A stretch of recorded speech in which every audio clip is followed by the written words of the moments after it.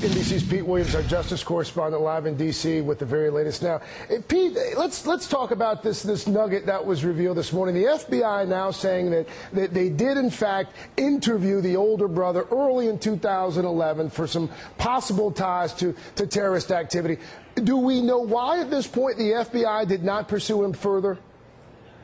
Yes, they've been quite candid about this. They say that in early 2011, so that's a little more than 2 years ago, they got a request from what they call a foreign government, and I think it's the worst kept secret in town that it's the Russians, who say they're concerned that he has terrorism connections, that he's become radicalized. So the FBI does what it says it's able to do under the law. They looked at whether he was in any of the federal databases of suspected terrorists or whether there was any indication that he was communicating either by phone or by looking at internet sites with any suspected terrorist organizations or individuals. They looked at his travel history. All of that came up negative. So then they decided to interview him.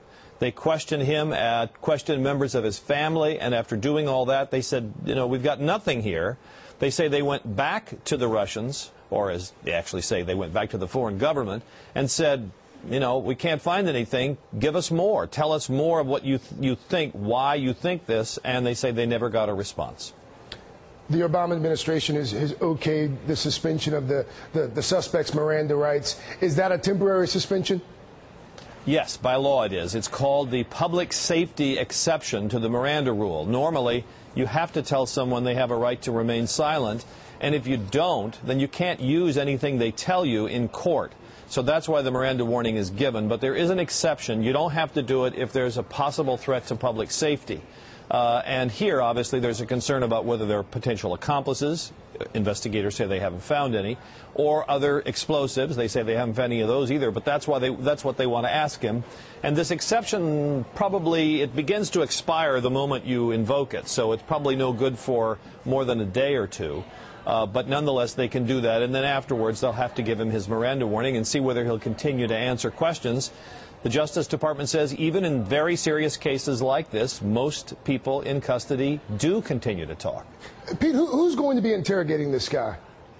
Well, during this period of the public safety exception, it'll be done by a group that's a relatively new thing in law enforcement, set up a couple of years ago for just these types of contingencies.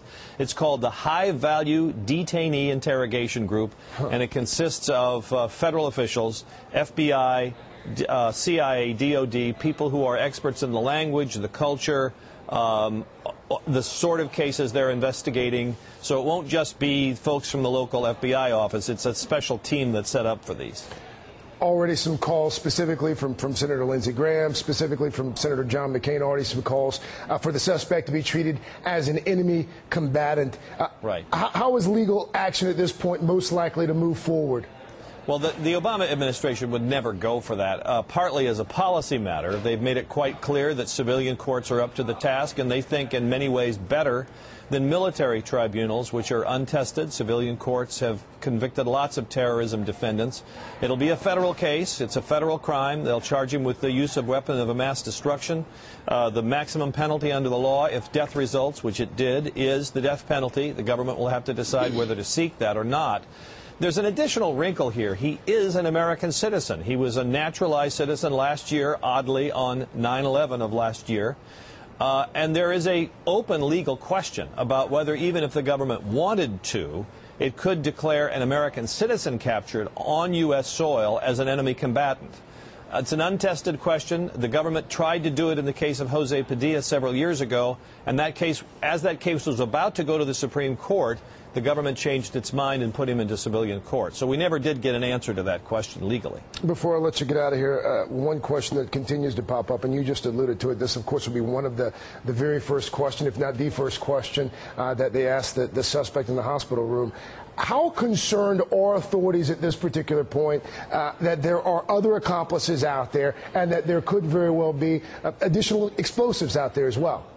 Well, those are the main questions, and there's no indication that the answer to either of those questions is yes, but they've got more work to do, not only asking him, but also now that they have the full court authority, they will tear his life apart. They will go and look at everybody he's ever talked to, as to the extent the records allow, all his internet traffic, his emails, where he was looking at on websites, his travel, people he was in contact with. So that will be a long process. But you know, that is a question that everybody will want to know the answer to. Even so, the president has said so. But for the legal case, it's not that essential, strangely enough. For the legal case, what you have to prove is that he did it. The why part doesn't really matter so much in the law, and there's a pretty strong forensic case. Pete Williams, our Justice correspondent, whose insight is always most valuable. Thank you, sir. You bet.